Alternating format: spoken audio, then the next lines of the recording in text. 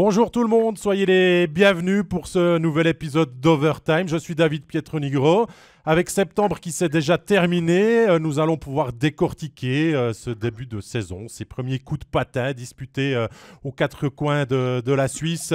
Bien sûr, cette entrée sur scène a permis à certains de se mettre en valeur, à d'autres de balbutier un petit peu et à certains peut-être déjà de se prendre un petit peu les pieds dans le tapis. On va voir tout ça. Si je dis nous allons voir, c'est que je vais passer aujourd'hui la journée en compagnie de deux experts, bien évidemment, de la maison de MySports. J'ai le plaisir d'accueillir Jérôme Bonnet et Gary Chian. Bonjour, messieurs. Salut David, Salut, bonjour à tous. Tout va bien chez vous? Très bien, merci. Ouais, merveilleusement bien. on était quand même content que ce hockey sur glace reprenne. Ça serait un petit peu l'occasion, cet épisode, messieurs, avec vous, de faire un petit bilan de ce mois de septembre. Hein. C'est un échantillon. On ne va pas encore pouvoir faire des conclusions, on va dire, définitives, mais on va pouvoir donner peut-être une première ligne directrice, comme ça, peut-être à chaud. Gary, ce mois de septembre, si je te dis, toi, ça te fait penser à quoi? Qui a tenu le haut de la dragée? Qui s'est mis en évidence? Disons que pour moi, le mois de septembre, c'est un peu particulier parce que c'est toujours une fin de préparation dans le fond. Puis on lance le championnat tellement tôt que c'est difficile d'avoir toutes les équipes qui tournent à plein régime. Et je dirais que dans ce début de championnat, il y a quelques surprises, mais on n'a que 8 matchs de jouer. Je pense que c'est difficile de vraiment définir un favori. Tout le monde cherche ses marques encore une fois, là, et la Champions League à travers ça, ça complique un peu. Oui, c'est vrai. Hein. On n'oublie pas que vous pouvez poser vos questions en tout temps. C'est l'une des forces de notre podcast en direct aujourd'hui. Jérôme, toi, même question. Qu'est-ce que tu retiens de ces 15 premiers jours de championnat? Écoute, c'est vrai que c'est très tôt pour ressortir déjà des informations claires sur la suite de la saison, mais on va quand même notifier le très bon début de championnat de Genève et une jolie surprise aussi du côté d'Ajoie sur plusieurs matchs jusqu'à date. Alors, messieurs, je vous propose qu'on commence à passer en revue l'actualité des 5 clubs romans. Et pourquoi rien de mieux que de commencer finalement par l'actuel leader, vu que tu en parlais, Jérôme, bien sûr, Genève Servette. Des Genevois qui sont tout en haut de l'affiche, j'ai envie de dire ce que Genève devait faire l'année dernière et qu'ils n'ont pas réussi à faire, eh bien, ils ont retenu les conséquences, les leçons et Genève, cette année, en ce début de saison, Gary fait quasiment tout juste. C'est un début de saison attendu, mais peut-être même encore plus que ce que les Genevois étaient en mesure d'attendre. Oui, en effet, je trouve que leur machine tourne déjà pas mal bien. Ils ont commencé le championnat très, très fort, aller gagner à Zug un match, et puis vraiment, euh, la cohésion est déjà là, les rôles sont bien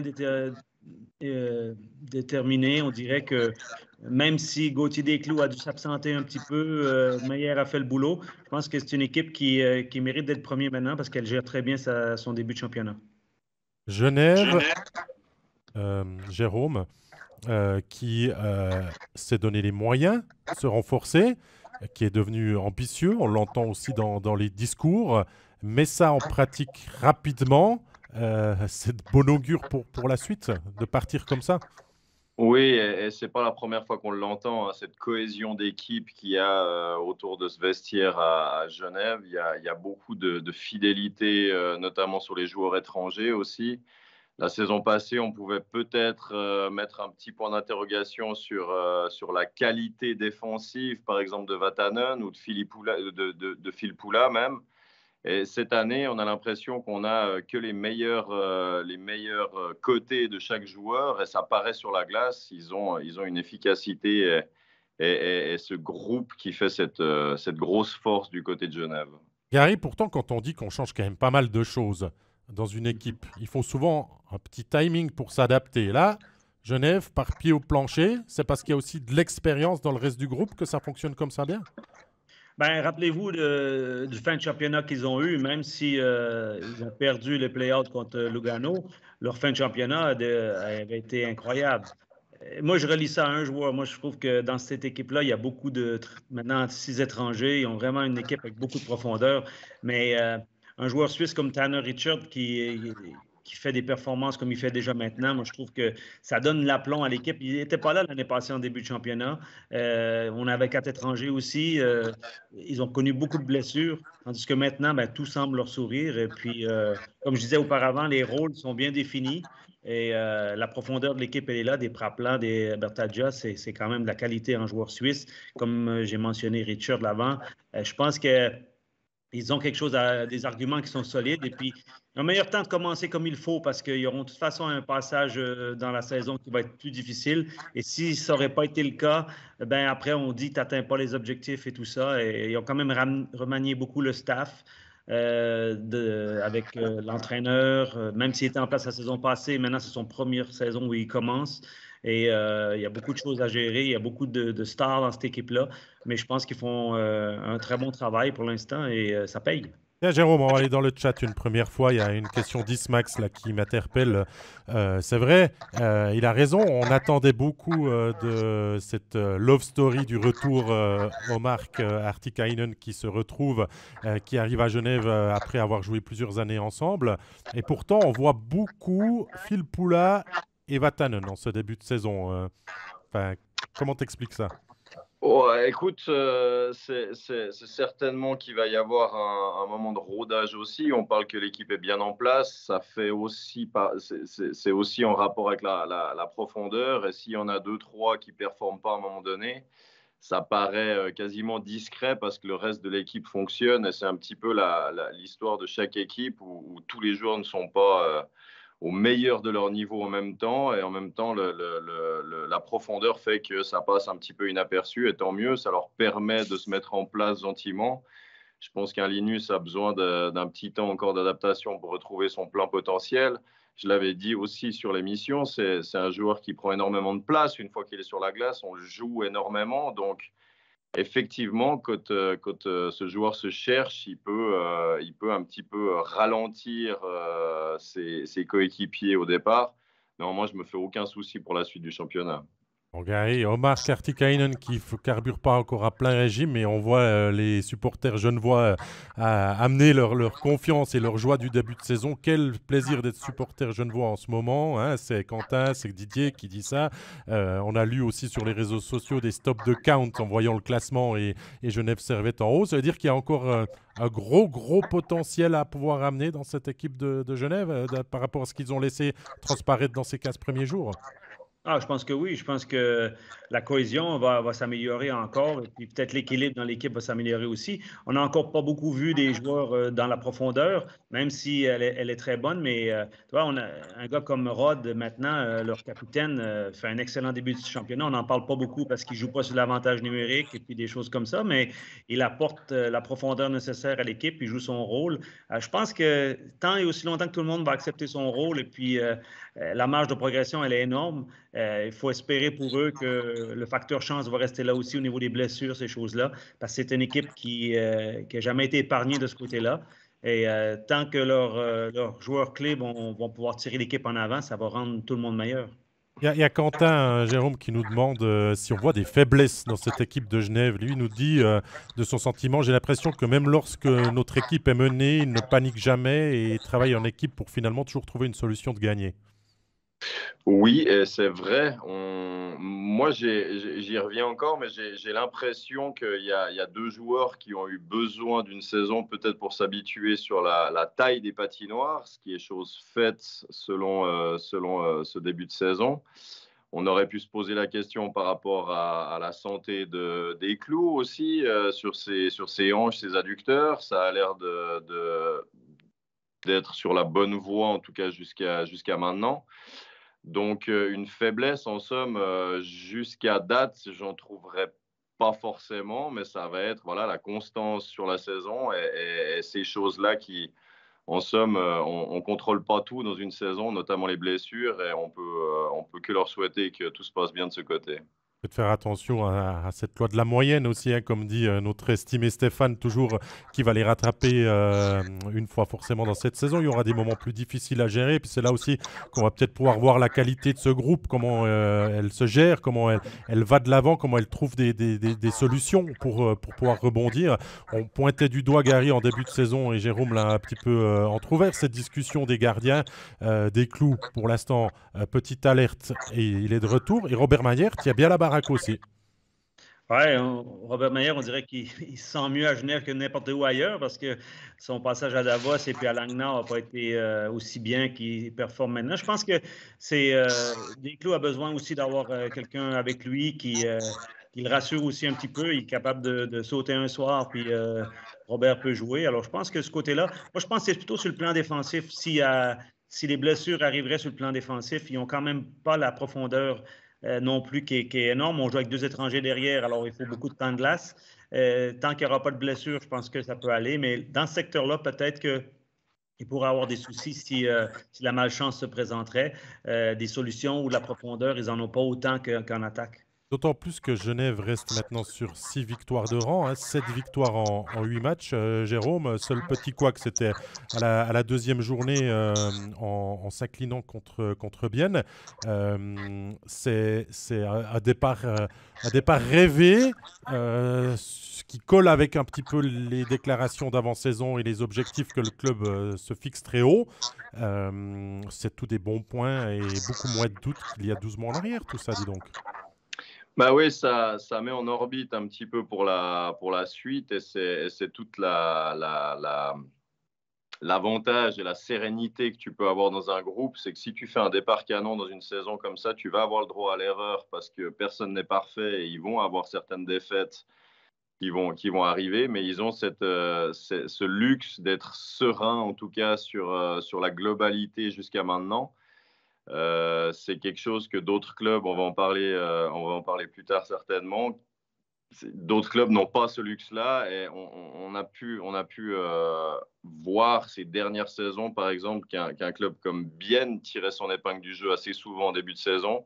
Ça leur permettait de faire 2-3 fautes de quart durant la saison. Donc, c'est tout bénef pour Genève pour la suite. Là. On n'a pas de nouvelles, hein. On nous prend une question là de qui nous la pose dans le chat.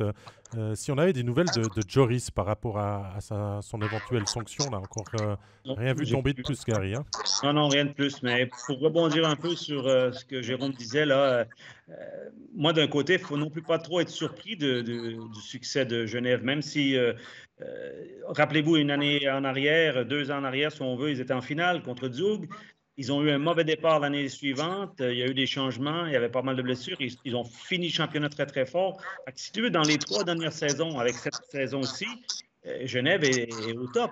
Il y a eu ce couac dans la saison passée au début jusqu'à Noël où malheureusement l'équipe n'a pas pu tourner comme elle aurait voulu. Et là, c'est engendré des blessures et beaucoup d'irrégularités du côté de Genève à ce moment-là. Et ça a coûté le job à Patrick Aymon. Mais le travail depuis 3 ans de cette organisation-là est solide. Bien sûr qu'il est solide, mais il se voulait peut-être un petit peu plus jeune et tout ça. On a déjà discuté dans les récents épisodes d'Overtime. On a un petit peu mis de côté pour faire place aux ambitions maintenant. Oui, on fait place aux ambitions et il y a eu ce choix, effectivement, Gary l'a dit, hein, ça a coûté la place à Aymon la saison passée. Il était quand même un petit peu affaibli dans son contingent. Il a fait avec ce qu'il avait en main. Et derrière ça, Cadieux est arrivé, il a remis un élan positif dans cette équipe, il a récupéré des joueurs et en somme, tout s'est passé comme ça aurait dû se passer depuis le début, dès son arrivée en poste. Cette année, il doit confirmer. C'est pas une mince affaire et il le fait extrêmement bien jusqu'à maintenant. Et oui, effectivement, ça va être intéressant de voir quand il va y avoir des petits questionnements, à savoir pourquoi l'équipe ne tourne pas à un moment donné dans la saison. C'est là qu'on va vraiment réaliser si Yann Cadieux est capable et sait comment réorienter son équipe dans les moments compliqués. Ouais, mais moi, je te parlais de cette vision des jeunes. On l'a pu le lire notamment avec un Kinu Derungs là, qui est à fort potentiel, un jeune qui peut s'établir dans ses prochaines saisons à coup sûr en National League. dont on ne sait pas vraiment quoi faire. Et je parle de Genève, mais le problème est quand même dans les mains de nombreux directeurs sportifs et entraîneurs en ce moment de trouver une place pour tout le monde aussi. Oui, ça fait partie des challenges maintenant des clubs avec 6 étrangers. Ça va être important qu'ils aient des bons partenariats aussi avec la Swiss League, que ces jeunes puissent avoir du temps de glace. C'est important que ces jeunes soient prêts au bon moment parce qu'il va y avoir des blessés dans chaque équipe. Ça restreint un petit peu l'entrée de ces jeunes, mais en somme, moi, c'est toujours ce que j'ai dit. Je n'ai pas l'impression qu'il y ait des jeunes qui n'aient pas réussi jusqu'à maintenant, alors qu'ils avaient le niveau pour la National League. C'est mon feeling à moi. En tout cas, ces jeunes qui ne sont pas entre deux eaux, entre la Swiss League et de la National League, et qui ont concrètement le calibre National League, on a réussi à les développer et je n'ai pas l'impression que ça va devenir un énorme problème pour le haut du panier, en tout cas. Toi, tu réfléchis la même chose, Gary, à ce sujet-là? Oui, tout à fait. Je pense que on ne peut pas tout avoir. C'est clair que maintenant, cet ajustement à 6 étrangers change la donne un petit peu, mais les talentueux jeunes joueurs ou les surdoués jeunes joueurs passeront. Ils vont pas y échapper, ils vont y passer. C'est peut-être un peu plus dur pour tout le monde parce que le passage, il se complique un petit peu, mais aujourd'hui, même ce jeune de Runs-là, il sort de où, il a fait quoi? Il doit être patient, il doit attendre, Et peut-être durant la saison, on aura l'émergence de quelques jeunes joueurs parce qu'il y aura des blessés, des choses comme ça, ils ont des passants, mais regarde les résultats des U18 et des U20 des 2 dernières années, ils sont où les superstars? Il n'y en a pas. Alors, faut être patient. Peut-être que d'ici une année ou deux, dans la nouvelle génération qui va arriver, il y aura un bon cycle, puis il y en aura plus. Et là, il y a quand même quelques jeunes qui pointent le bout de leur nez. Il faut leur donner un petit peu de temps. Et je pense juste que le niveau est encore meilleur. Et puis eux, les joueurs talentueux, les joueurs qui auront l'opportunité, ben, ils vont sauter dans le train, c'est sûr. En tout cas, Genève réalise son super début de saison, sort d'un week-end parfait contre Fribourg et contre Lausanne avec 2 victoires. Joue Zurich vendredi, avec un Zurich qui monte un petit peu en puissance après avoir raté ses 2 premiers matchs. Jérôme, presque alléchant ce genre de rencontre qui arrive comme ça maintenant entre un Zurich qu'on annonce aussi un énorme potentiel financier et qualitatif sur la glace et un Genève qui déroule déjà pas mal. Ouais, Zurich qui reste toujours Zurich. En somme, on sait que ça fait partie des ténors de la Ligue. Genève qui s'installe gentiment aussi dans les potentiels à aller chercher un titre à la fin de l'année. Là, on tombe sur des matchs qui sont extrêmement intéressants avec des joueurs qui sont impressionnants à voir. Là, ça va être un choc au sommet, en tout cas de début de saison, effectivement. Et moi, dernier point sur Genève avant de passer à la suite des autres clubs romans. Gary, la question elle est pour toi. C'est aussi défensivement que Genève m'impressionne. Oui, il y a ces 2 défenseurs étrangers qui ont énormément de temps de glace, des responsabilités offensives qui doivent aussi appliquer défensivement. Mais derrière, on a Le Coultre, Carrère, le retour de Jacquemet ce week-end et toujours les solides garçons qui sont à disposition de l'entraîneur. Là, c'est une belle armada quand même que ce Genève-là. Carrère, le Coultre était peut-être en délicatesse il y a 12 mois dans le début de saison. On peut faire une bonne préparation et sont performants sur la glace là. Oui, en effet, c'est beaucoup un groupe. Il y a eu peu de changements en défense, si on veut. Hein? C'est des joueurs qui ont une année de plus, puis ont pris l'expérience aussi un peu. Puis je pense que dans leur système défensif, dans leur système à 5, les rôles sont bien déterminés là, puis le travail défensif se fait bien. C'est une équipe qui est physique, c'est une équipe qui est difficile à aller jouer entre les points de mise au jeu. Alors, c'est leur succès, ils l'ont construit depuis derrière quand même, parce qu'avec la relance de ces défenseurs-là, des étrangers entre autres, mais aussi de Carrère, Morer, Le Coultre et Jacquemet, c'est de la qualité. L'expérience, ça ne s'achète pas. Hein. Ils l'ont maintenant et puis il va falloir qu'il y a cette base. On ne peut pas jouer qu'en attaque.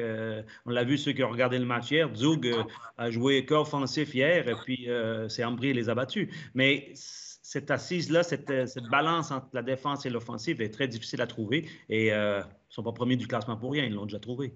C'est une certitude. En tout cas, comme disait un célèbre comique, si on est supporter genevois, on a envie de dire pourvu que ça dure. Allez, deuxième club roman à passer sous notre loupe. On parle maintenant du HC Bienne.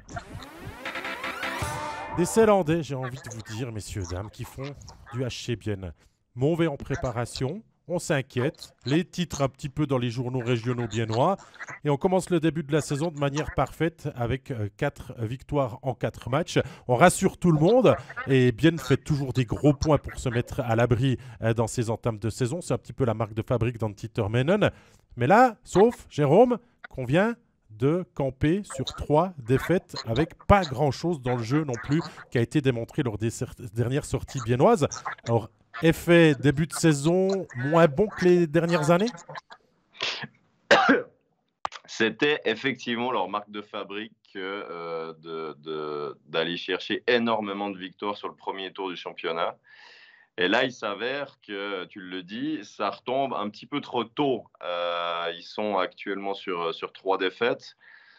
C'est une équipe qui est capable du meilleur comme du pire. Ils ont des joueurs absolument extraordinaires aussi. Moi, j'aime beaucoup aussi leurs étrangers en défense qui ne sont pas forcément sur la feuille de match tout le temps, mais qui apportent un gros travail défensif. Encore une fois, on est tôt dans la saison. Ils ne nous ont pas habitués à ce genre de début de saison. Ça va être déjà un bon test pour eux de caractère, en somme, à voir ce qui va en ressortir sur les 2-3 prochaines semaines. Gary, ton sentiment sur ce mois de septembre du HC Bienne? Moi, je pense que Bienne doit être, comme la préparation est allée et puis le début de championnat est allé, je pense que ça rassure beaucoup de monde. Là, il y a peut-être un petit coup de mou. Il y a le calendrier qui fait aussi en sorte, des fois, tu n'as pas le calendrier idéal. Ils ont un match annulé également. Je veux dire, il y a des facteurs qu'aujourd'hui, ils doivent être contents de ce qu'ils ont parce que je pense que comme la préparation s'était mal passée, ils ont réussi à surfer là-dessus et passer à travers. Ils ont été impressionnants dans la victoire à Genève. Là, je pense que c'est le meilleur match de Sartari ce soir-là. Lui, il n'a encore pas trouvé 100% de ses marques, je trouve. L'équipe est bonne. L'équipe, comme tu as dit, elle fait du bien. Il trouve toujours une solution. Alors là, je pense qu'il y a 3 défaites peut-être, mais on va les voir rebondir avant la fin du premier tour. Il reste encore 3-4 matchs pour la plupart des équipes avant la fin du premier tour. Alors, je pense que Bienne, moi, je ne me fais pas trop de soucis pour eux. Et il faut juste que le mal ne s'approfondisse pas et qu'on commence à douter. C'est souvent ça qui arrive dans des moments où on perd des matchs. Et le facteur blessure, il est très important de ce côté-là aussi chez eux parce que si vraiment la profondeur n'est pas nécessairement autant profonde que d'autres équipes, il faut que les joueurs, les bons joueurs comme Ishii et tout ça restent en santé. Sinon, le cadre devient vite moins efficace. Petite intervention informatique, Gary. Est-ce que tu as le retour de ton téléphone ou de ton ordi portable le son qui est encore ouvert? Il y a un bruit de fond un petit peu qu'on nous dit dans le chat qui permet peut-être pas aux gens, nos abonnés fidèles de nous écouter dans les meilleures conditions. Regarde pour le couper. Voilà, ça c'est pour Bienne, Jérôme. De commencer à la biennoise, on va dire que ça a bien fonctionné. C'est une équipe qui n'a pas beaucoup bougé cet été, qui se connaît, qui sait aussi pouvoir se parler dans le vestiaire, qui a apporté avec Jesper Olofsson et Setteri en tout cas 2 touches, 2 gâchettes supplémentaires, que ce soit au but et en attaque. Ton avis sur Jesper Olofsson, est-ce que c'est celui qu'on a vu resplendissant à Langnau ou est-ce que c'est celui qui avait plutôt de la peine à terminer la dernière saison? C'est délicat comme question.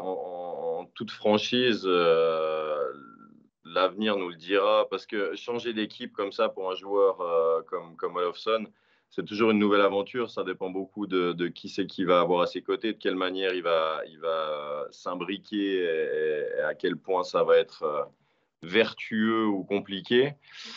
Pas d'avis pour l'instant. Aucun avis pour l'instant.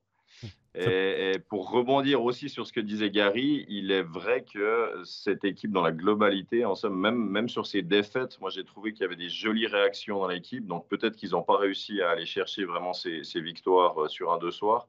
Mais il y avait quand même une réponse de caractère dans ce groupe qui est plus qu'intéressante pour la suite. Bon, vous savez, les supporters, ça s'alarme assez vite, hein, ça crie un petit peu dans tous les sens sur les réseaux sociaux dès qu'il y a 1 ou 2 défaites qui arrivent. Mais on reprochait à cette équipe de ne pas véritablement, Gary, avoir de leader. Tu es d'accord avec ça? Il y a quand même pas mal de joueurs à caractère dans la troupe de Termenen. Ouais, moi je pense qu'il y a beaucoup de caractère même dans cette équipe. C'est une équipe qui sait comment gagner. C'est une équipe qui est capable de mettre la pédale au plancher quand il le faut. Moi je trouve que c'est une équipe qui est bien balancée. Et encore, il n'y a pas tout le monde qui a trouvé son rôle nécessairement cette saison-là avec la préparation difficile qu'ils ont eue. Et puis il y a peut-être un peu de retard dans leur rythme un petit peu, mais moi je trouve que c'est une équipe qui a l'expérience, qui sait gérer les. Maintenant, ce qu'on attend de cette équipe-là, c'est qu'elle en fasse un peu plus. D'après moi, c'est toujours ça. Mais tu sais, la ligne est très mince entre en faire un peu plus et puis tout capote. Alors, il faut vraiment faut être patient. Une équipe il y a quand même des joueurs qui ont joint le groupe après des blessures sérieuses. Il y a des ajustements qu'il faut toujours faire. Alors, il faut leur donner un petit peu de temps encore, mais je pense qu'ils sont loin d'être mal pris. Ils étaient premiers il y a peut-être trois journées de championnat en arrière. Maintenant, ils sont un peu plus dans le ventre mou, mais je pense qu'ils ont passablement d'expérience dans cette équipe et de leadership dans cette équipe pour faire les choses sérieusement. Il y a des joueurs, Jérôme Bonnet, comme Salinen, qui a été pas mal blessé l'année dernière, qui donne satisfaction pour l'instant avec 6 points en 7 matchs. Tino Kessler, qui nous réalise un début de saison monstrueux. Fabio Offer, c'est des joueurs qui sont dans la continuité. On pourrait aussi rajouter Ramon Tanner, que Bien a donné et mis dans un rôle, et ça fonctionne. Oui, c'est maintenant et c'est par la suite qu'on va pouvoir évaluer un petit peu ces joueurs qui ont été choisis et qui grimpent gentiment. Moi, c'est un joueur que j'aime beaucoup voir évoluer sur la glace, où on sent qu'il prend de la bouteille gentiment. Il a beaucoup de hockey sense sur la glace. Un Ramon Tanner qui fait son chemin aussi. Moi, j'ai pu jouer un petit peu avec lui quand il était prêté à la Chaux-de-Fonds. C'est un gamin qui est appliqué, qui est à l'écoute, qui a envie de bien faire. Il a une éthique de travail aussi qui va avec. Ce groupe-là, moi, j'ai envie de dire, effectivement, tu parlais des leaders avant, j'ai clairement l'impression qu'ils ont tout ce qu'il faut dans le vestiaire et qu'avec les plus jeunes et que le groupe dans sa globalité suit et a raison de suivre ses leaders sur cette saison. Gaëtan Haas, Gary Sheehan, ton sentiment la saison dernière, il l'a clairement dit lui-même, il n'était pas bon. Il va tout faire pour rebondir. La ligne avec Olofsson et Offer, pour l'instant, fonctionne bien en ce début de saison. Et on connaît aussi l'éthique de travail de Gaëtan de tout faire pour vouloir rebondir. Ouais, moi, je ne suis pas inquiète pour lui. Je trouve que c'est un joueur qui, contrairement à ce que beaucoup de gens disent, il ne produit pas assez, mais c'est un joueur qui est devenu complet. Il a peut-être sacrifié un peu l'aspect offensif pour être meilleur défensivement. C'est ce qu'il a appris au Canada. Sa saison à Edmonton, même s'il n'a pas eu un temps de glace fou, il a appris à jouer sur les 60 mètres de la glace. Et puis, ça fait un joueur plus complet. Moi, c'est un joueur que j'aime bien voir dans toutes les situations sur la glace parce que je pense qu'il est bon dans toutes les zones. Et pour moi, même s'il ne marquera pas 20 goals, il va apporter énormément à son équipe. 11 points sur 21. On détaille tout ça dans les dernières sorties, celles qui ont été moins bonnes, Jérôme. La défaite à la maison 3-0 lors du dernier match contre Lugano. La défaite où on a un petit peu couru après le score 6-5 contre Rapperswil. Et la défaite contre Zurich, ça ne se joue pas grand-chose contre Zurich. C'est aussi une histoire de match annulé. Le fond de jeu est là. Il manque encore peut-être à soigner quelques petits détails pour avoir plus de régularité comme on l'avait en début de saison. Oui, bien évidemment, et ça va être une nécessité que de regarder un petit peu derrière, parce que là, si tu dois en marquer 6 pour aller gagner ton match, ça va être compliqué, et c'est très rare de réussir à le faire. On dit en général qu'il faut encaisser moins de 3 et en marquer plus de 3 pour gagner un match. Si on se réfère à ce match, par exemple, où il courait après contre Rapperswil, c'est bien ça? Oui, exact. Eh ben, on sent qu'ils ont les facultés offensives, mais qu'il va falloir un petit peu plus resserrer sur l'arrière. Justement, cet arrière, on a eu des blessés en avant-saison, Gary. Il y a Löw et Radgeb qui ont été sonnés aussi. Ça prend peut-être un petit peu plus de temps à Termenen de retrouver le bon dosage. On a encore Yakovenko pour l'instant, j'ai presque envie de dire décevant. Vous avez habitué à être très très en vue et pour l'instant, peut-être défensivement que ça pêche côté biennois? Oui, je pense avoir vu ça un peu d'un œil. Je m'étais déplacé pour voir un match le 24 septembre contre Fribourg, puis il n'y a pas eu lieu. Fait que je les ai vus qu'à la télé, si on veut. Mais disons que je trouve que c'est une équipe défensivement qui est solide. C'est juste que là, elle n'arrive pas à appliquer encore tout ce qu'il faut. On n'arrive pas à avoir des ingrédients en même temps. Là, mais oublie pas, on a un gardien étranger, on a 2 défenseurs étrangers. Il n'y a pas beaucoup d'équipes qui ont ça. Fait que la base défensivement, elle est solide. Et c'est vraiment. Mais si Radgeb ou si d'autres joueurs sont blessés ou doivent changer de rôle un peu, comme Yabakenko, je pense que son problème, c'est ça. Il a un rôle différent qu'avant parce qu'il doit en faire un peu plus peut-être. Puis on est un petit peu surpris que ça ne marche pas bien, mais aussi bien qu'on aurait voulu. Mais je pense que quand tout va être en place défensivement pour cette équipe, je ne suis pas inquiète. Pour moi, c'est une équipe qui va jouer le haut de tableau. Il y a Nicolas Maté, Jérôme Bonnet qui nous demande dans le chat justement qu'est-ce qu'on pense de Radgeb. Est-ce qu'on doit l'utiliser différemment? Qu'est-ce qu'on doit faire pour retirer le meilleur de Yannick Radgeb? Yannick Radgeb, c'est ce qu'on appelle un artiste. C'est les joueurs délicats pour certains coachs, en tout cas, à gérer. C'est toute une balance à avoir entre le fait de le laisser jouer son jeu et en même temps de savoir jouer du hockey business quand c'est nécessaire. C'est un joueur comme plein d'autres, en somme, dans ce championnat pour lequel il va falloir lui laisser des libertés, parce que c'est là qu'il se royaume, mais c'est là qu'il va sortir ses montées exceptionnelles. Ça va être un travail de le structurer dans les moments nécessaires. Il nous parlait, Nicolas, il corrige en fait du coup qu'il a donné à l'arbitre. En fait, on sait que le corps arbitral n'est pas ménagé, Gary, en ce début de saison. Pas mal de contacts avec les joueurs et tout. Le coup de Radgeb, ça te dit quelque chose à l'arbitre? Non. J'ai Jérôme? loupé ça. Non, j'ai pas. Malheureusement pas. Ouais. Non. Malheureusement pas, mais dans la globalité, ouais, on a l'impression qu'ils changent un petit peu leur fusil d'épaule sur ces interventions par rapport aux arbitres.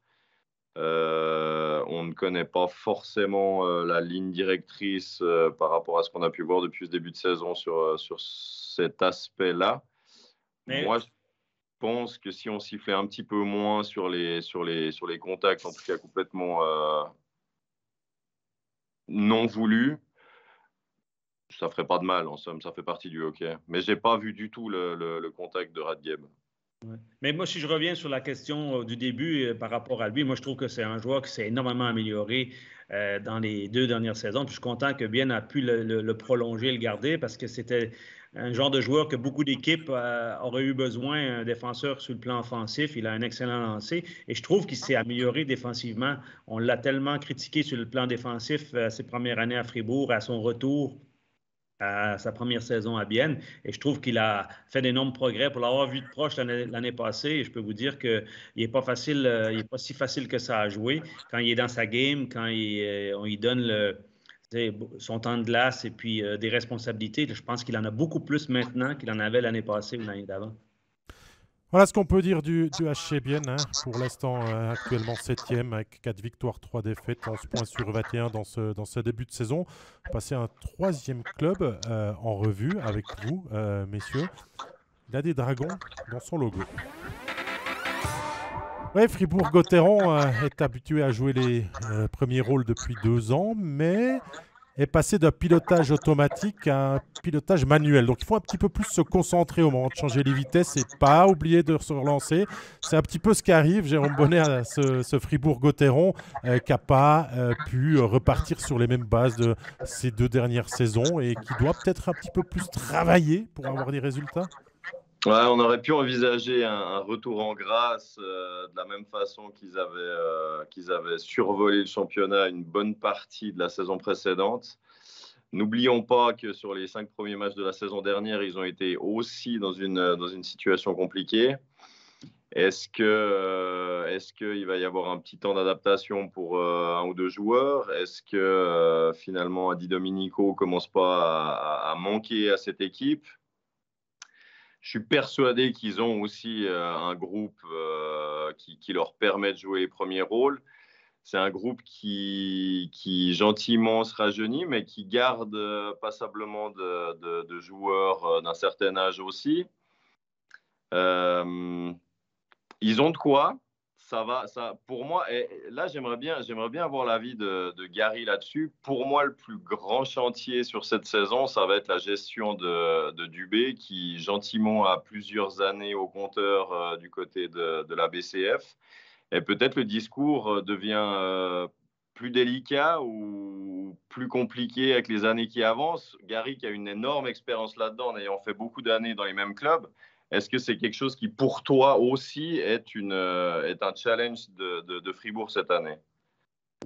Je trouve que Fribourg, cette année, l'équipe est différente. Il faut leur donner un petit peu de temps par rapport au début de championnat. L'année passée, tu l'as mentionné, il avait commencé, c'était difficile aussi. Puis je pense que dans le début de championnat, ça fait 2 fois qu'ils payent un peu leur Champions League.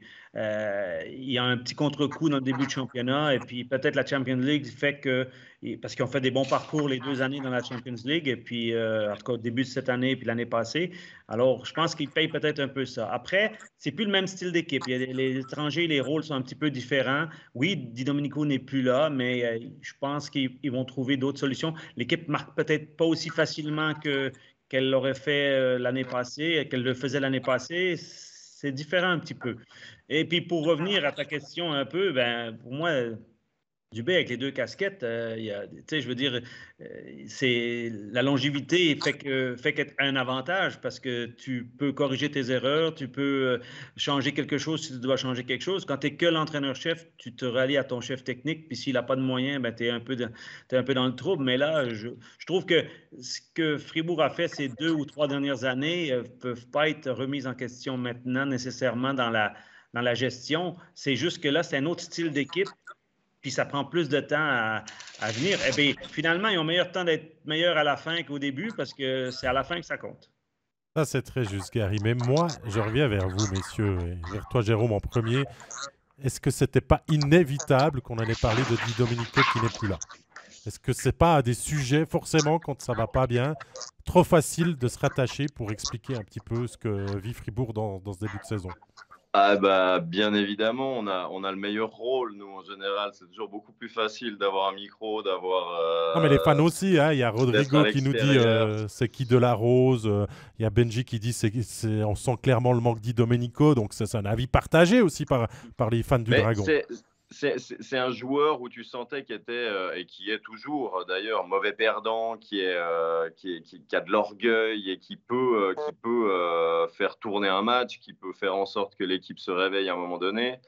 On n'aurait bien évidemment eu aucun discours par rapport à ce transfert si Fribourg avait bien commencé ce début de saison.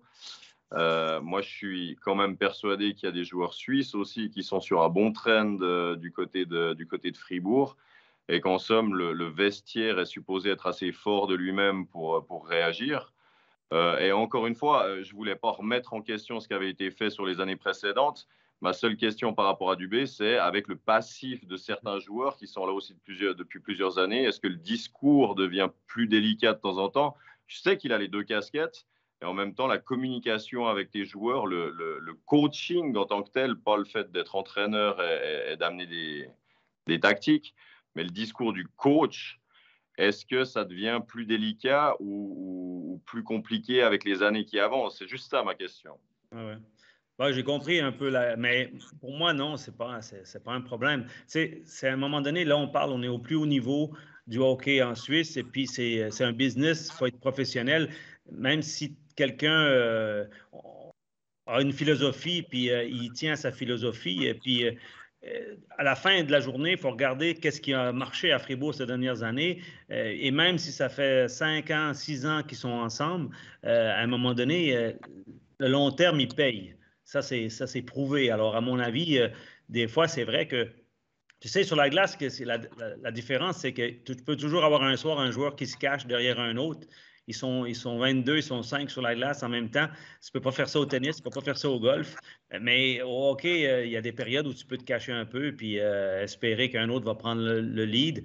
Et moi, je pense que Fribourg a juste un style différent d'équipe maintenant. Et puis, ça va prendre un peu plus de temps.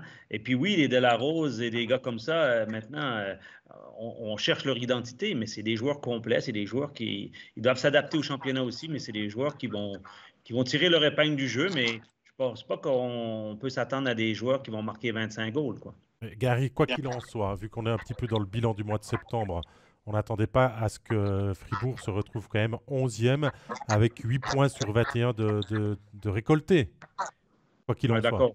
Oui, si tu veux, maintenant, quand la saison dernière, peut-être Fribourg ne perdait pas des points contre les équipes du bas de classement. Ils ont déjà perdu 3 points contre Ajoie, ils ont perdu 2 points contre Langnau. Ça, c'était pas dans la prévision, ça c'est sûr.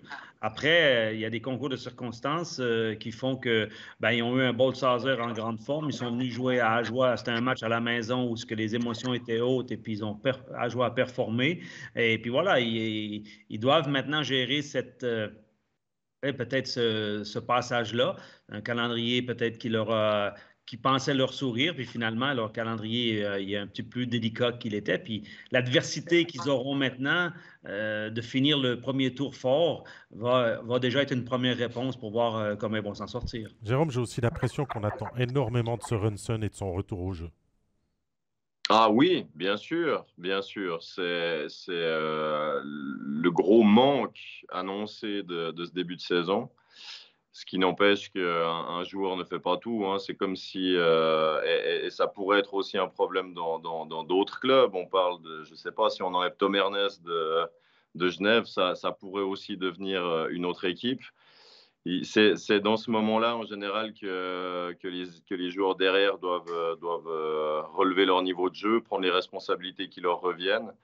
Et c'est des très bons tests aussi pour la profondeur du groupe.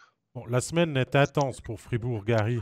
C'est contre Salzbourg en Autriche ce mercredi, à Davos vendredi et derby dans le Game of the Week dimanche soir contre Berne. Enfin, début du mois d'octobre, plus qu'important pour Christian Dubé et son équipe. Ah, c'est sûr que mais c'est peut-être ce qu'ils ont besoin maintenant, être mis un petit peu sous pression comme ça. La Champions League leur sourit bien, leur va bien. Alors, je pense que ça peut les remettre en selle, leur donner un petit voyage d'équipe, resserrer les liens.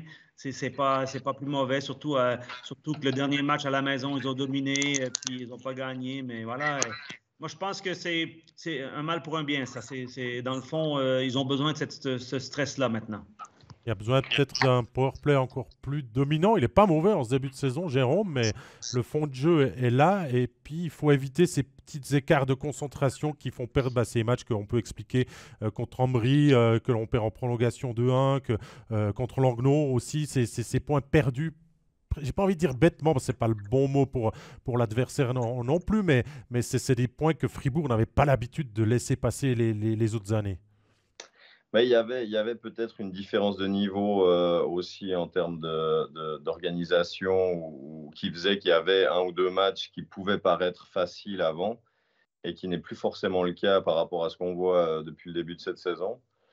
Oui, évidemment, les situations spéciales, c'est un énorme morceau dans les matchs maintenant.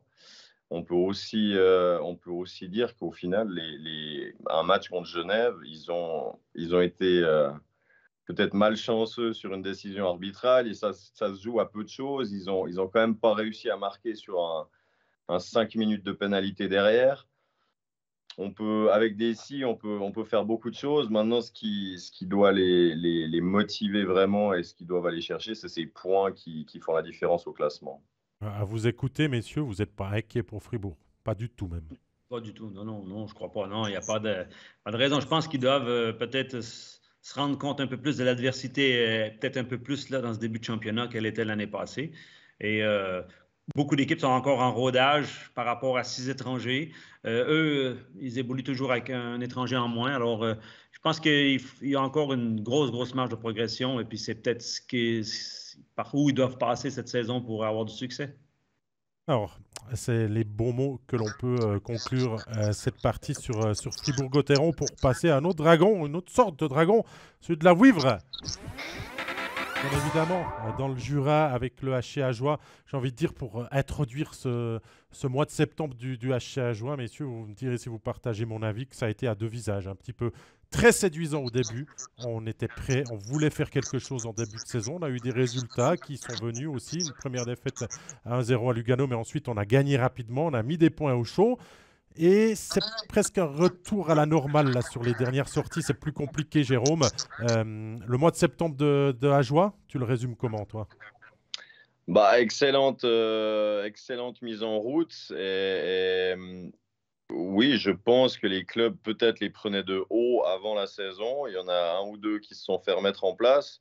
Et là, les déplacements du côté du Jura sont quand même pris de manière différente, j'ai l'impression maintenant. Les équipes sont attentives à ce qu'ils vont avoir en phase 2. Et ça va être tout le challenge maintenant d'Ajoie, c'est d'être performant alors qu'on les attend. Et c'était peut-être pas le cas avant la déconfiture de ces clubs qui sont allés perdre des points contre eux. Surpris, toi, Gary, des 4 premiers matchs d'Ajoie dans la nouvelle saison? Écoute, surpris, ouais, d'une certaine façon, parce que ils sont annoncés d'être dans le bas du classement, mais ils ont extrêmement bien commencé le championnat, surtout à la maison.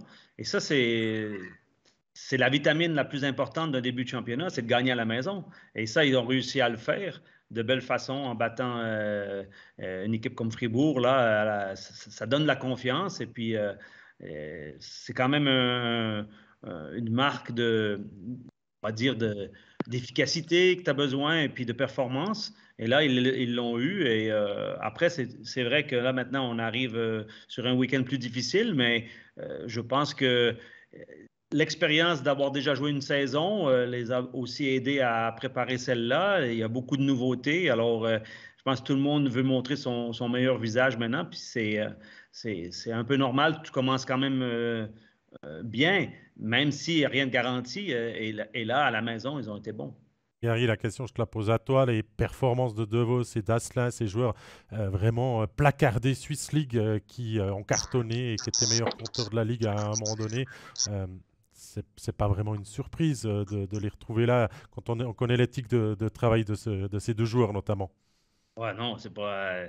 Effectivement, ce qui est surprenant, c'est qu'ils arrivent à le faire peut-être avec un contingent qui est un peu moins sexy que celui de Zug ou de celui de Zurich, parce qu'aujourd'hui, ces joueurs-là sont dans le top des marqueurs avec 9-10 points. Et là, ça veut se resserrer un peu, mais je veux dire, les performances sont là et la réussite est là. Mais euh, la qualité de ces joueurs-là, elle est là aussi sur leur éthique de travail. Et puis surtout, je dirais.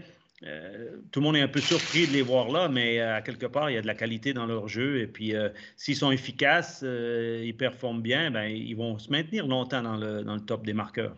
Bon, on parle de Vos et d'Asselin, mais les étrangers en général, Jérôme, du HC Ajoie, ont vraiment tiré l'équipe vers le haut en ce début de saison. Oui, ils livrent la marchandise. Et en plus de Devos Sazone qui sont étincelants maintenant, hein, ils ont une réussite absolument folle. Ils ont réussi à accélérer leur prise de décision encore. Ça leur permet de se démarquer. Mais en somme, oui, il y a tous les étrangers tirent ce groupe. On a l'impression il y a un dynamisme un peu nouveau qui est arrivé. Ça a permis, de ce qu'on voit jusqu'à maintenant, en tout cas, que ça convient aux joueurs. Euh, il va falloir, pour moi, ça va être à partir de maintenant et du deuxième tour, à voir ce que ça va donner. Parce qu'effectivement, les équipes en face, ils vont avoir des noms placardés à faire attention. Ils ne vont pas venir la fleur au fusil pour ces confrontations. Et c'est là que le vrai hockey, on va pouvoir discerner où se trouve cette équipe, s'ils arrivent à jouer les troubles faits sur la saison avec un match sur deux, sur trois qui vont pouvoir aller chercher. Ça serait intéressant à voir. Il y a une question pour toi dans le chat de Fabrice Portman qui nous dit est-ce que c'est Ajoie qui performe ou c'est les autres équipes qui ont sous-performé en ce début de saison contre eux? Ouais, non, je pense que En général, je trouve qu'Ajoie a une meilleure équipe aussi au niveau de la profondeur de leur équipe. Ils ont plus de monde, ils ont plus de concurrence.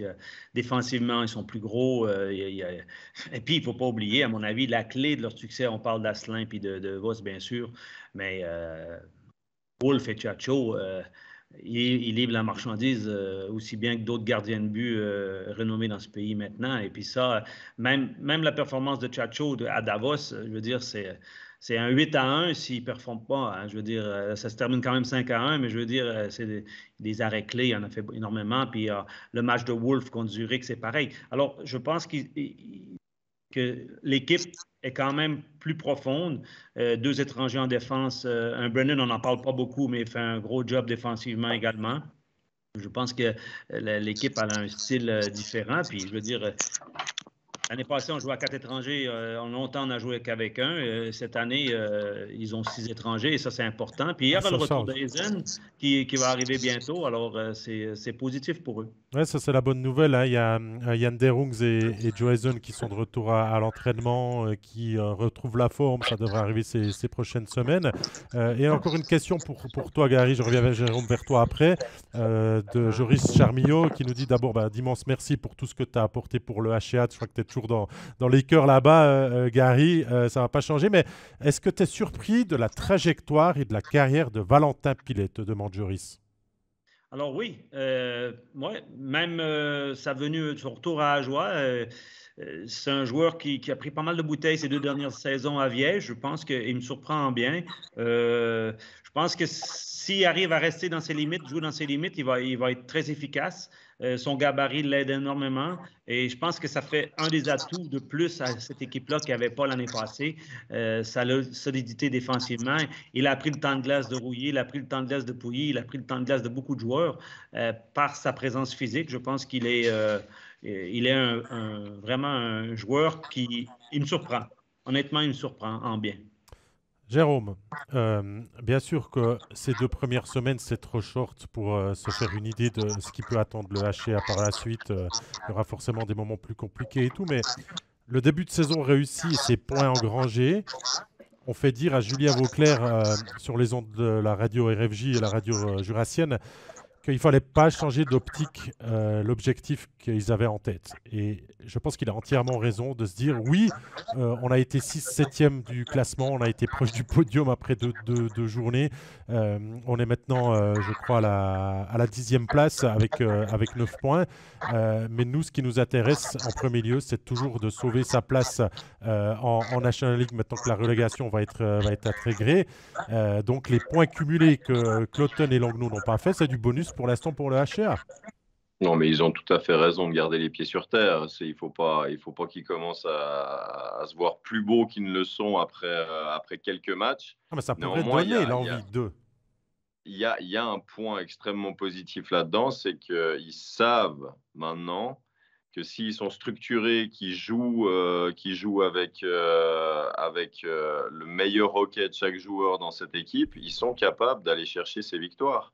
Et le fait d'en être conscient, eh ben ça peut que vivifier un petit peu cette énergie dans le vestiaire et qu'à chaque sortie, en somme, ils se sentent capables d'aller chercher ces points. Donc, ça peut vraiment amener une dynamique intéressante du côté d'Ajoie. Quoi qu'il en soit, la formation de Philippe Péchan, pour l'instant, est bien partie et va devoir confirmer cette semaine à Rapperswil vendredi et contre Genève samedi. Hein, Gary, tu le disais, ce n'est pas le week-end tout facile là, qui attend les Jurassiens après les 2 défaites du week-end. Non, c'est sûr. Le calendrier, à un moment donné, il faut jouer contre les 13 équipes. Et puis, des fois, il y a des périodes où c'est favorable et des périodes où c'est moins favorable. Mais disons que c'est des défis qui sont intéressants vu leur début. Moi, je pense que si leur début de championnat est si bon que ça, c'était aussi la victoire à Langnau. Ça, c'était une grosse victoire. Et comme vous venez de le mentionner, il faut garder les pieds sur terre et surtout battre ces équipes-là. Les mecs devront voir Cloton dans les prochains jours aussi. Et je pense que en gardant l'objectif jour après jour, plutôt que de regarder trop loin, ça va être positif pour eux, même si le défi du week-end qui se présente là va être énorme. L'année passée, Ajoie avait du succès contre Genève Servette et pourquoi pas encore cette année. Dernier club à passer en revue de nos radars aujourd'hui sur ce lundi midi dans notre épisode 4 de la saison 3 d'Overtime. C'est un club qui s'est mis un petit peu à la hauteur des conditions météo de ces derniers jours.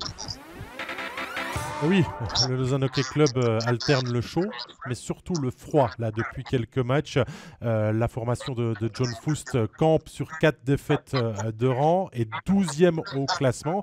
Jérôme Bonnet, quel début de saison quand même très compliqué du côté des joueurs de la Vaudoise Arena. Début de saison extrêmement compliqué du côté de Lausanne. Moi, ce qui m'interpelle le plus, c'est quand je les regarde à la télévision, pour ne pas être allé à la Vaudoise jusqu'à maintenant, c'est de voir ces visages un peu plein de questions, que ce soit sur le banc, que ce soit derrière le banc, que ce soit de manière très générale. On a l'impression que le staff et que l'équipe cherchent des réponses et que les réponses ne viennent pas. Ils ont pour moi un besoin, une nécessité de se trouver une figure, enfin une identité et qu'on sente ce groupe vraiment aller chercher un objectif bien clair et que chaque joueur ait son rôle bien établi. Moi, c'est un petit peu mon impression comme ça de l'extérieur. C'est une équipe qui cherche et qui n'a pas de réponse pour l'instant. Et ça peut faire peur. On voit les gradins se vider gentiment. Il va falloir réagir et il va falloir réagir vite s'ils comptent aller jouer les troubles faites dans le haut de classement. Gary, Fabrice Portman a la même question que moi finalement. Est-ce que Lausanne, qui a quand même passablement changé durant l'été, qui a un contingent impressionnant, n'est-il pas le même que le Lausanne de l'année dernière qui a été inconstant durant de longs mois avant d'enfin lâcher les chevaux à partir de janvier? Oui, je pense que oui, finalement. Difficile, moi je rebondis un peu sur la question puis sur ce que Jérôme a dit avant. C'est vrai, c'est difficile de leur donner une vraie identité maintenant à Lausanne. Je ne faut pas oublier un facteur. Il y a eu passablement de joueurs clés blessés dans cette équipe en début de championnat et ça retarde beaucoup de choses. Parce que ça retarde ton power play, ça retarde ton box play, ça retarde beaucoup de choses. Il n'y a pas tout le monde qui est prêt à remplacer, prendre un autre rôle. Ça, c'est une excuse, on va me dire, mais pour avoir vécu des débuts de championnat des fois difficiles à cause des blessures, je sais que ça compte. Ensuite, on ne comprend pas toujours ce qui se passe là-bas au niveau des choix et des trucs comme ça. Là, on parle juste des étrangers. On a de la peine un peu à voir qui va être le leader, qui va tirer ça en avant, même si Kovac, il y a des bons joueurs, mais la mayonnaise n'a pas pris encore comme on voudrait. Et d'un autre côté, on enlève Bolshauser pour prendre Boulenov et je veux dire, les gardiens sont blessés maintenant ou on ne fait pas confiance à Stéphane déjà après 4 matchs, 5 matchs de championnat. Je veux dire, c'est comme si c'était déjà un peu la panique, mais malheureusement, ils sont dans une tourmente et puis là, il faut que les choses se resserrent un peu s'ils veulent s'en sortir. Mais moi, je reprends ton dernier mot, là, la tourmente. Ça, c'est un mot qui me parle, qui me fait écho. On a l'impression que dans un début de saison, il y a des choses qui ne peuvent pas jouer. Le power play, c'est une Oui. chose. Il y a des blessés, ça peut s'expliquer. J'ai l'impression que c'est un petit peu dans tous les domaines, que ce soit sportif, défensivement, offensivement, au poste de gardien et extra-sportif aussi. Il se passe trop de choses en même temps, là, Jérôme, en ce moment à Lausanne. Bah, là, on prenait l'exemple de Dubé qui a les 2 casquettes du côté de Fribourg, ce qui n'est absolument pas le cas pour John Foust, en somme, du côté de Lausanne. Donc, il y a aussi cet inconfort potentiel de John derrière le banc maintenant. Est-ce qu'il va réussir à trouver les mots? Est-ce qu'il va réussir à fédérer cette équipe? Est-ce que au-dessus, ils sont prêts à déléguer, à faire confiance? Est-ce que c'est toujours c'est flou? On a l'impression de l'extérieur, en tout cas, ce qui ressort de ce club est assez flou. Encore une fois, oui, on peut parler que c'est toujours plus simple de faire un mouvement plutôt que 22, etc. On reste quand même à quelques matchs du début de la saison. Donc, ça peut paraître urgent du côté de Lausanne. Et en même temps, c'est tellement tôt pour prendre des décisions. J'aurais plus tendance à vous dire que ça a l'air plus agréable de rentrer dans le vestiaire à Genève qu'à Lausanne, en tout cas depuis ce début de saison. Bon, bah, ça, c'est clair que les résultats n'aident pas forcément, mais on nous demande aussi, Gary, si on a entendu parler un petit peu de cette réunion de crise ce week-end. On se pose déjà beaucoup de questions, on discute, ça ressort dans les médias aussi. C'est quelque chose que Lausanne se passerait volontiers, à mon avis.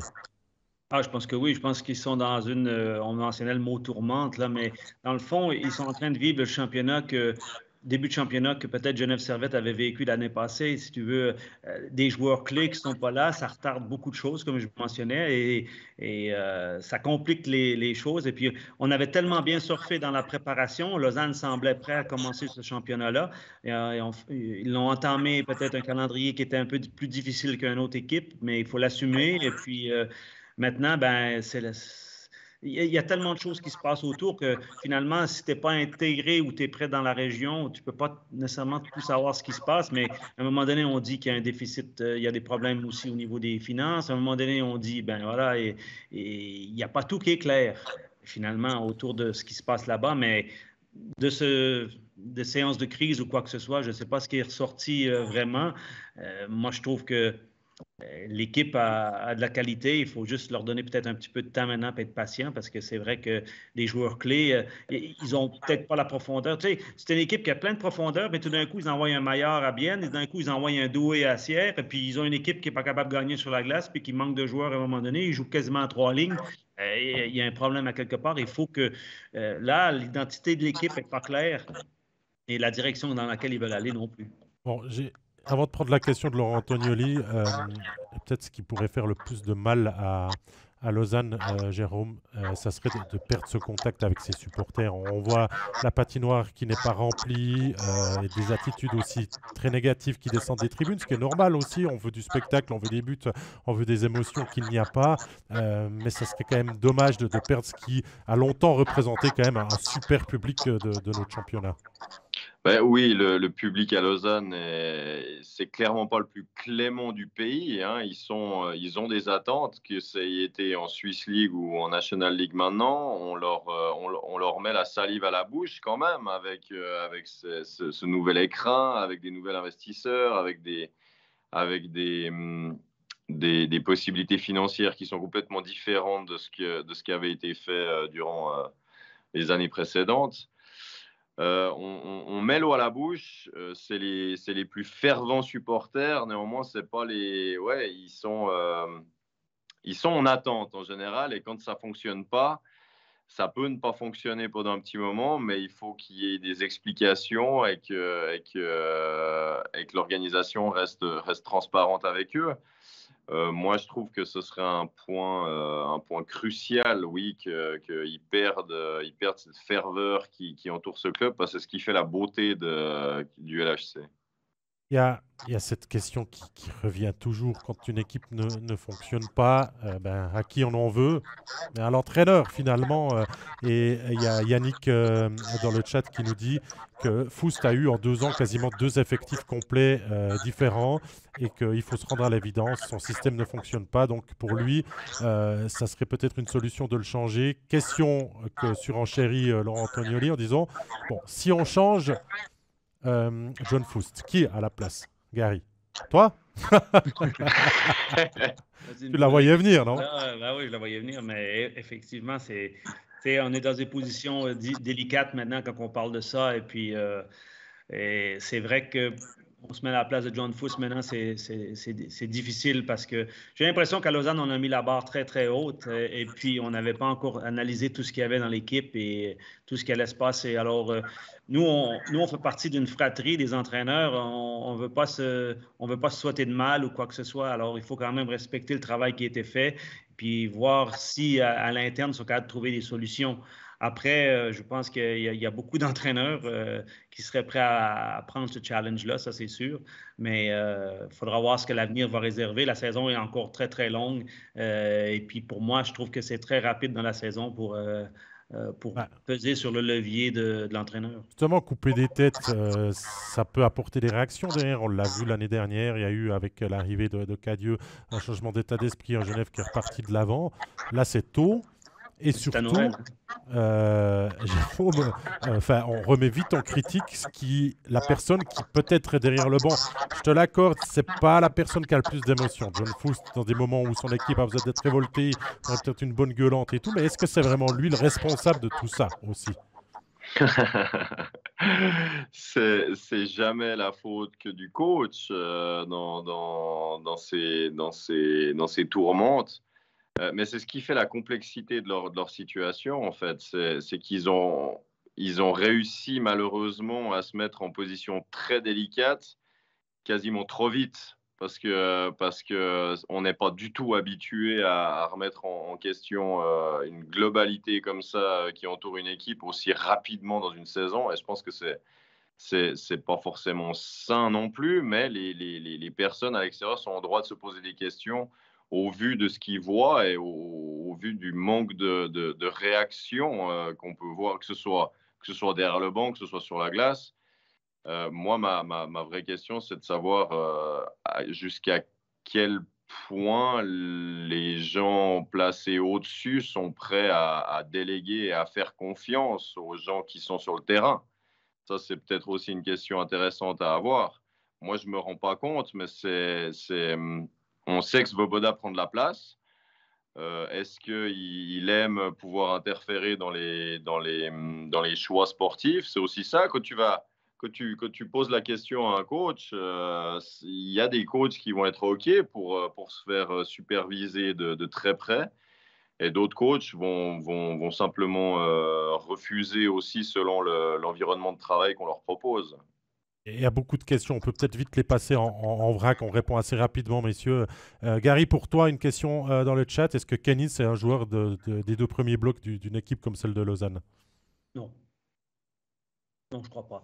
Pas assez régulier dans ses performances, je dirais. Je ne le mettrais pas dans ce paquet-là. Mais maintenant, quand tu as de la profondeur dans ton équipe et tu as des blessés, peut-être qu'il peut monter dans la hiérarchie de l'équipe rapidement comme ça. Mais je pense que le débat maintenant qu'on a parlé est surtout tourné autour de... Les personnes les mieux placées maintenant pour prendre une décision à Lausanne, c'est les gens à l'interne.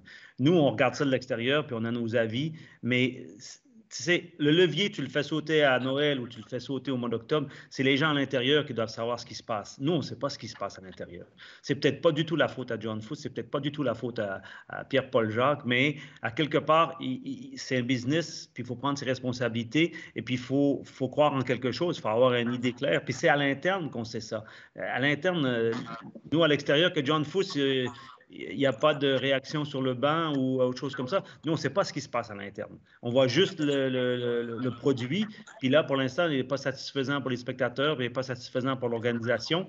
Mais ils doivent peut-être passer par là pour arriver à faire mieux. Je ne sais pas. C'est un petit peu... On aimerait être une petite mouche des fois pour pouvoir s'immiscer dans quelques discussions et entendre quelques brides de discussion. Autre passage en revue de la part de Loïc, Jérôme. Gernat, seul rayon de soleil de ce début de saison. Et par contre, Damien Ria, grosse déception. C'est un petit peu pour lui, il nous dit il utilise le mot symbole des joueurs les plus décevants. Ouais, c'est comme dit Gary, en fait. Nous, on a le bon rôle et en même temps, on ne sait pas grand-chose. On peut faire on peut envisager ce qui pourrait se passer, pointer du doigt un joueur par rapport à où se trouve l'équipe maintenant. Je ne crois pas que ce soit la bonne solution. Et qui plus est, même dans un groupe mais ça peut être le LHC, ça peut être n'importe quelle équipe, aussitôt que ça va pas, le plus important, c'est de rester soudé, effectivement, à se regrouper, à essayer de recréer cette cohésion et tous marcher dans le même sens. Pointer du doigt un joueur maintenant ou en mettre un sur un piédestal, je crois que c'est clairement pas la bonne solution du côté de Lausanne. Non, on a besoin de faire corps, de se regrouper, de se parler et je crois d'entourer le match de vendredi, Gary, à Langnau serait parfaitement crucial pour se relancer. Je crois qu'il n'y a pas mieux que d'attendre rien, ni plus ni moins qu'une victoire. Ouais, je crois que jouer un peu avec la peur au ventre un petit peu, ça peut leur faire du bien, ça peut d'une certaine façon les libérer, même s'il y aura plus de pression. Mais je pense que des joueurs comme Damien Ria ou d'autres vont devoir élever leur niveau de jeu. Et puis, je pense que quand tu les écoutes aux interviews puis tu vois les discussions, c'est quand même des joueurs, ils sont conscients que ça ne fonctionne pas comme ils voudraient maintenant. Et puis, si le vestiaire est sain, si le vestiaire est bon, ils vont être capables de faire un bon résultat. Voilà ce que l'on peut dire donc des 5 clubs romans de ce bilan du mois de septembre. Là, ça fait un peu plus d'une heure qu'on passe cette discussion très agréable avec Jérôme Bonnet et Gary Sheehan. À vous de vous remercier, messieurs. Faire un petit peu de promotion de ce qui nous attend cette semaine. Il y a un joli programme. Hein. Gary, d'ailleurs, tu vas bientôt prendre la route pour aller dans la capitale. Ce soir, sur MySports, on vous diffuse ce Global Series entre Berne et Nashville à 20h. C'est un match plutôt sympa à voir. Le retour de King Yosi sur sol suisse, Gary. Oui, ça va être spécial. Ça va être assez. De voir une équipe de la meilleure ligue au monde jouer dans notre championnat. Je pense qu'on a déjà vu, il y a eu Philadelphie était venu jouer contre Lausanne. Et puis maintenant, ben, c'est Berne qui reçoit Nashville avec Niederreiter et tout ça. Fait que Yosi en costume de Nashville, on le voit toute la saison sur les reflets des NHL. On le voit devant nous. Ouais, il sera ce soir en tout cas aussi sur MySports à suivre donc dès 20h. La Champions Soccer League, c'est mardi et mercredi avec 5 clubs romans engagés. La National League, ça revient vendredi, samedi et dimanche. Voilà, je vous ai tout dit. Bien sûr que vous pouvez liker le podcast de ce jour, nous suivre, nous réécouter d'ici quelques instants sur Facebook ou en podcast sur Spotify, SoundCloud et toutes les autres plateformes à disposition. Abonnez-vous, c'est le mieux que vous pouvez faire pour suivre toute l'actualité du hockey suisse. On met toutes les informations sur nos réseaux sociaux, on est omniprésent. Merci Gary, merci Jérôme. Merci David. Avec plaisir. Passez une très très très belle semaine de hockey sur glace et au plaisir de vous retrouver. Bye bye. Bye.